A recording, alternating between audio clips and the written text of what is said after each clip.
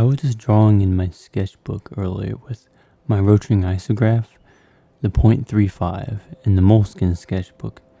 It's a larger sketchbook that I'm drawing in than the one that you currently see in this video being done with this fountain pen.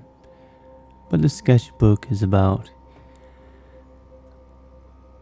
maybe 9 by 12 inches, I think, or 8 by 11, somewhere around there. I'll have to look up the exact dimensions later. But I was drawing in it, and I noticed that my rotating .35 wasn't wanting to work. And so then I cleaned the pen, I put new ink in it, and it's still not working. And I think maybe I need to get some pen cleaner for it to get out whatever is blocking the ink from flowing through the pen. But it seems to only work for maybe 30 seconds at a time. I have to shake the pen to get the ink flowing. And then once the ink is flowing, then I'm finally able to draw for a very short time. And then it quits working again. But I'm going to take it apart again, put new ink in it. I'm actually going to just, the ink that's already there, reuse that because there's nothing in there. There's no particles or anything that's dry. I just take the reservoir, and once I clean the pen, I put that back onto the pen so that I'm saving a lot of ink and I'm not wasting it. But I've gotten about 90% of the way done in my other sketchbook, the moleskine that is larger than this. I think they're 96 pages, no, 64. Yes, they're 64 pages each, and I get those, and they come in a 3-pack. And they take a while to complete because the pages are so much bigger than the smaller sketchbooks, so I can really add a lot of detail in there. But because the sketchbook is so much larger, I can use a larger nibbed pen, such as a .35, rather than the .25.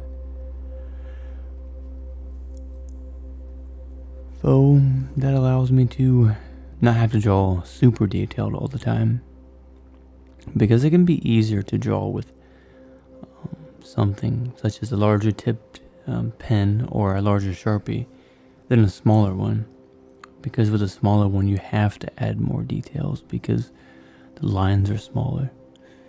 I mean, you wouldn't really have to, but the way I see it is that I'm wanting to fill most of the page up, and the faster way to do that is with a larger tipped pen, because you're getting more ink out of the pen.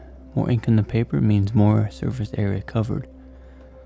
But that's what I'm going to be working on later on today, and doing more doodles and abstract things. I had someone else ask me again recently, what are you drawing? What is that? And I still don't know. My mind just makes whatever it wants, and whatever it feels like drawing. I'm not really thinking about much of anything. I just draw some random things. It ends up in the paper, and that's that. Completely random doodles of completely random things. And I like being more creative than trying to make things perfect, than trying to make every line perfect. But I just want to have fun with it. But I do want to get a lot better at drawing. I just want to have fun as I'm doing it. And I draw a lot, and I've kept at it for a long time now, about 24 years so far. And I think I've been thinking about getting maybe a bigger moleskine sketchbook than what I've been using, but they will take a while to fill up, especially if I get one that is 11 by 16 inches.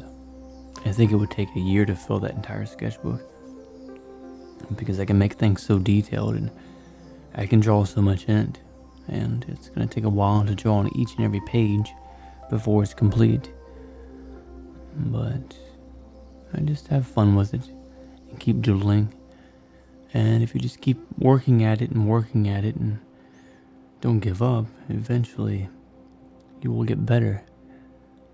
As long as you're paying attention to what you're doing and making small notes to yourself about where you can improve and what you can do to get better, and just keep working on that, and eventually you can create your own style of art and your own style of drawing that not only do you enjoy, but maybe someone else can enjoy looking at.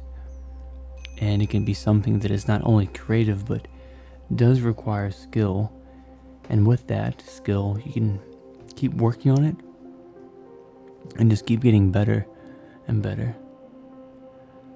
But yeah, I wonder how much ink I've used with my rotating isographs.